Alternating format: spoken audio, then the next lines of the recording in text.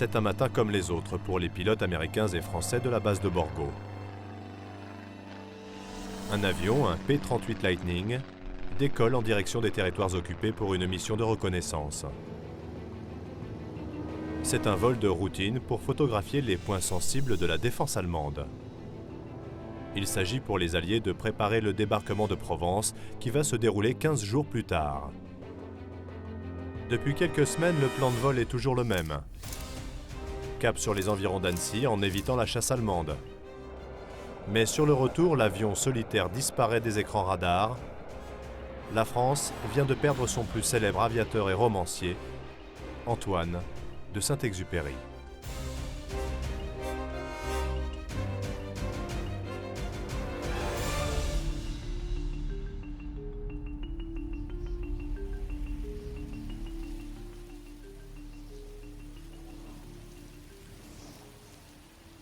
Pendant plus de 55 ans, on ne compte plus les tentatives pour retrouver l'avion de Syntex.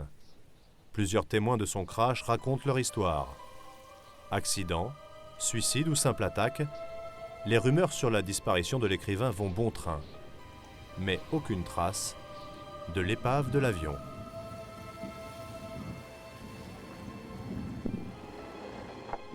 Jusqu'à ce jour de septembre 98, au large de Marseille, Jean-Claude Bianco, marin-pêcheur de la calanque de Sormiou, fait la découverte de sa vie.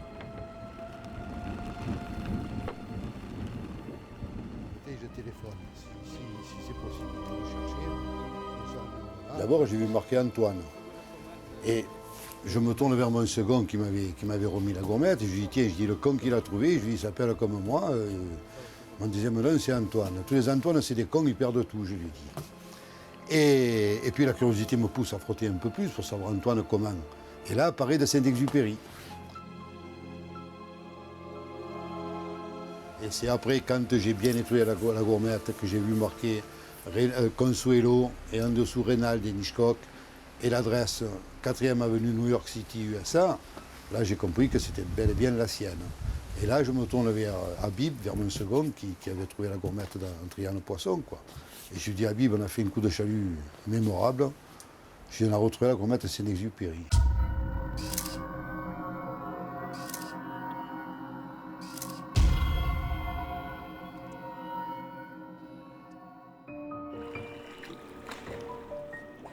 Dès le lendemain matin, Jean-Claude Bianco débarque chez Henri Germain Delauze, le patron de la Comex, une importante société d'exploration sous-marine.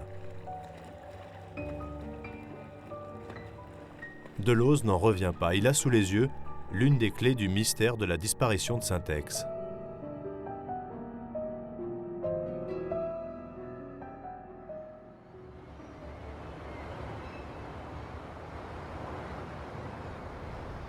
Pendant plusieurs semaines, la découverte de ce bracelet en argent va rester secrète. Pas question pour Henri Germain Delauze de se faire interdire les fouilles en mer. Chaque fois qu'il faisait beau, que j'étais libre, et que le bateau était libre, ça fait à peu près un tiers du temps à peu près, hop, appareillage immédiat et 12 heures de sonar par jour. À bord du Mini-Bex, et avec les indications plus ou moins précises de Jean-Claude Bianco, Henri Delauze et son équipage sillonnent la zone sans relâche. Tout le monde est derrière son écran, nous sommes 4 ou 5 dans la salle que vous avez vue, 2 regardent le sonar, un autre regarde le sondeur, un autre regarde le positionnement, un autre regarde le magnétomètre, et moi j'ai tous mes écrans devant moi, j'ai 6 écrans devant moi avec mon fauteuil, et je regarde tout ça et je dis stop, ça m'intéresse.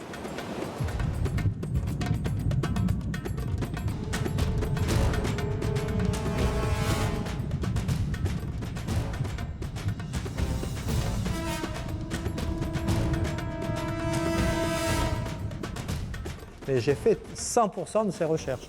Il n'y a pas eu un jour de recherche sans moi.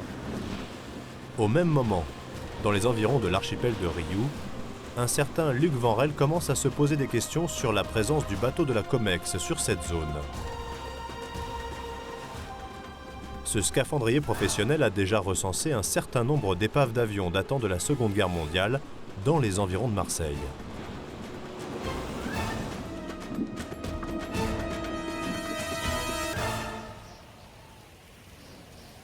Il y a un mystère, Et après, il y a une espèce de devoir par rapport à l'histoire. C'est-à-dire qu'à un moment donné, on se dit, il y a des morceaux qui ont l'air de recoller, il faut quand même vérifier. La découverte de la gourmette fait le tour du monde. Luc Vanrel se souvient alors d'un amas de ferraille qu'il a découvert quelques années auparavant et qui ressemblerait bien au modèle d'avion sur lequel Saint-Exupéry effectua sa dernière mission. Il suit les conseils de son ami Philippe Castellano, qui s'est spécialisé dans les crashs d'avions en mer. À eux deux, ils explorent toutes les épaves qu'ils connaissent, à commencer par celle de ce P-38 Lightning, quasi intact. Ils cherchent en fait le moindre indice qui pourrait les mettre sur la piste de Saint-Exupéry.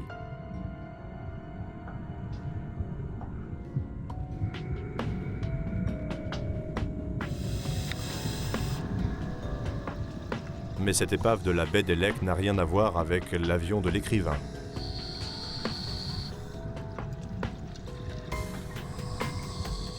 En revanche, ils en apprennent toujours un peu plus.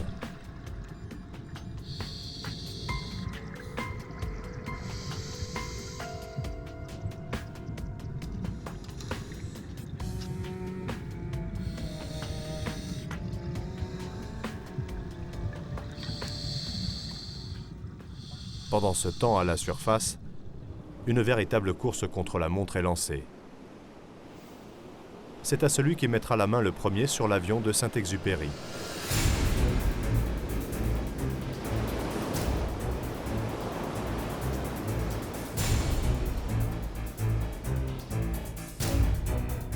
À chaque plongée de son sous-marin de poche, le président de l'OSE pense venir à bout du mystère Syntex. Nous avons cherché l'avion de Syntex pendant 4 ans à 30 jours à peu près, donc 4 mois à peu près. Et sur les 4 ou 5 ans de recherche, de 99 à 2003, 4 ans, nous avons trouvé donc 9 épaves. 9 épaves, mais aucune trace d'avion. De son côté, Luc Vanrel pense que la clé de cette énigme se trouve dans les vestiges d'avions qu'il a découverts près de l'archipel de Ryū. Mais il lui faut une preuve indéniable.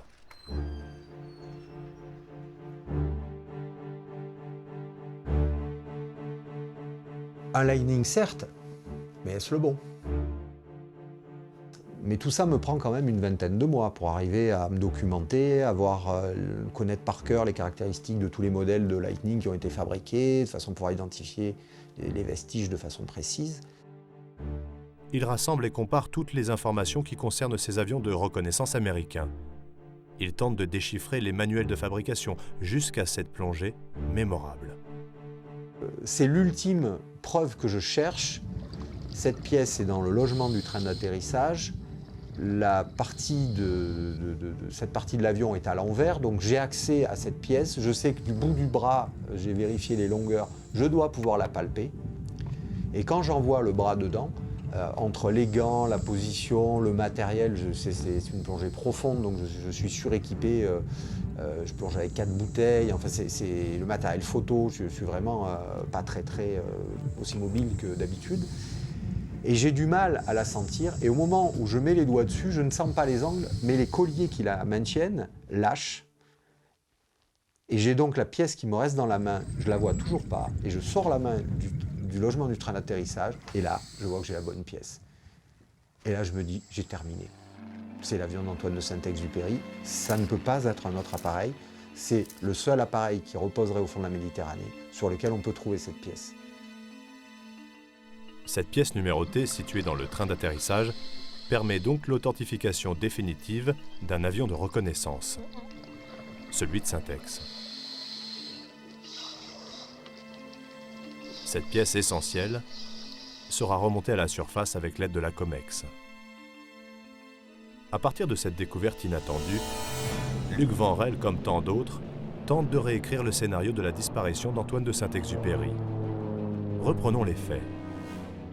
L'écrivain décolle de Borgo en Corse vers 9 h du matin pour une mission photographique en Savoie. Son avion n'est pas armé.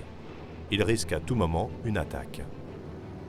2h30 plus tard, son avion disparaît des écrans radars américains. Un accident, une panne, un suicide. Certains iront même jusqu'à l'accuser de trahison. Que s'est-il passé en cette fin de matinée du mois de juillet 1944 ? Saint-Exupéry va cumuler les handicaps pour ces vols-là. Il est trop âgé. En général, les Américains ne confient pas cet appareil à des pilotes de chasse de plus de 30 ans. Il est trop grand.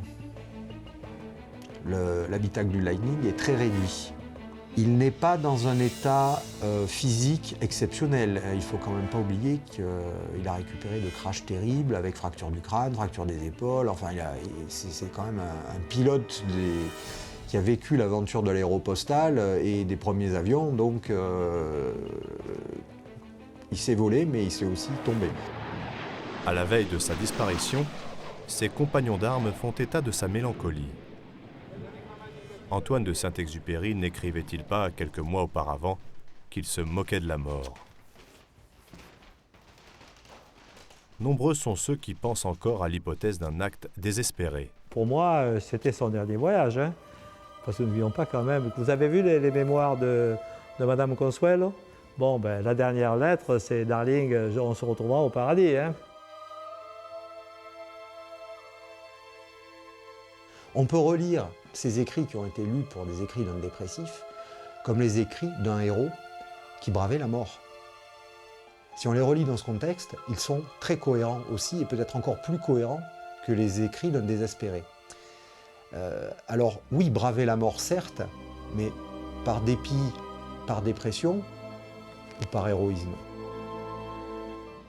Et Luc Vanrel ne tarde pas à obtenir une réponse. En quelques lignes, un certain Horst Rippert, un aviateur chevronné de la chasse allemande, lui fait cette déclaration étonnante. Cher monsieur, par la présente, je confirme que j'ai abattu, le 31 juillet 1944, près de Marseille, un Lightning P-38, tard dans la matinée. Direction du vol, Toulon, puis Marseille. Il voit un Lightning en dessous de lui, qui est à peu près 2000 mètres, 2500 mètres, 3000 mètres en dessous de lui, qui commence à faire une courbe vers le large.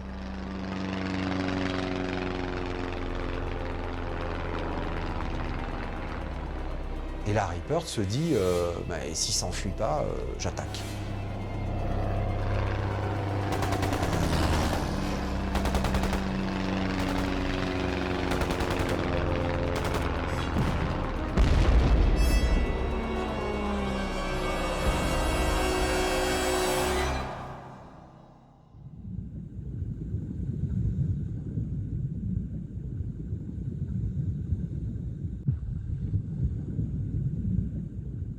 Saint-Ex, abattu en héros. Mort pour la France. Voici donc la version sur laquelle tout le monde semble s'accorder. À commencer par la famille de l'écrivain qui s'est montrée plutôt discrète dans cette affaire.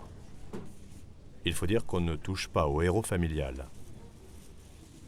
Les héritiers de sa succession morale et matérielle ont fait du chemin depuis la découverte de la gourmette. Le train d'atterrissage du P-38 Lightning et certains effets personnels de Saint-Ex sont exposés comme des reliques au musée de l'air et de l'espace au Bourget.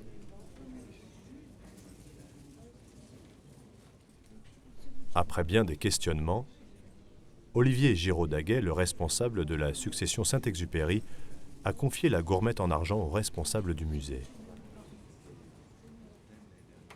La position de la famille, ça avait toujours été de ne pas chercher et de rester dans la légende, en fait. En réalité, on ne voulait pas savoir ce qui s'était passé. Dans le mythe, en réalité, de la disparition de Saint-Exupéry, qui, comme le Petit Prince, avait l'air d'être mort, et ce n'était pas tout à fait vrai, et le corps avait disparu, voilà. Donc on était dans ce mythe-là. Donc on a vécu très désagréablement ces recherches, en fait, qui ont été entreprises.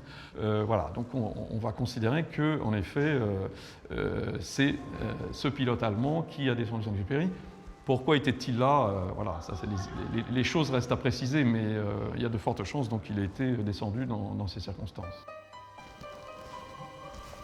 À la fin de cette enquête, nous n'avons qu'une certitude. L'écrivain repose bien dans les profondeurs de la Méditerranée. Mais les circonstances de sa mort restent obscures car elles dépendent de la parole d'un homme. Un seul. Horst Rippert.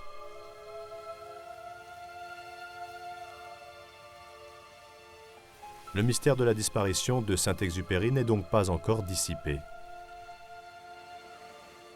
La plupart de ses amis de l'époque pensent qu'il a trouvé la mort qu'il souhaitait. Disparu, envolé comme les aviateurs Mermoz et Guillaumet, dont on n'a jamais retrouvé la trace. Syntex disait « Il y a certainement plus de plaisir à poursuivre la vérité qu'à la connaître ». C'est la quête elle-même qui est le plaisir, c'est pas le résultat.